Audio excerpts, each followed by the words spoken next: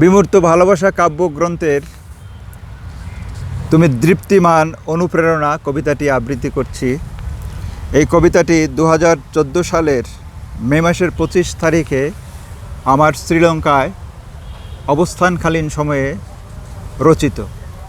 এখানে একটু বলি নেই, আমরা যখন প্রশিক্ষণে বিভিন্ন জায়গায় আমরা সফর করতাম, আমার সহকর্মীরা আমাকে আলাদাভাবে গাড়িতে বসতে দিতেন এবং বলতেন, যেহেতু আপনি কবিতা লিখেন, আপনাকে আমরা একাকিত্বে সময় দিচ্ছি যাতে আপনি কবিতা লিখতে পারেন।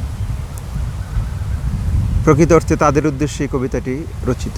আসুন কবিতাটি শোনা যাক। তুমি কবিতাকে ভালোবেসেছ, তুমি তো কবিত্বকে সম্মান করেছ। কবিতাকে ভালোবেসে তুমি তো কবির অন্তরের কবিকে ভালোবাসায় সিক্ত করেছ। তুমি তো মূর্তিমান অনুপ্রেরণা। আমি তোমাকে নবরূপে আবিষ্কার করেছি।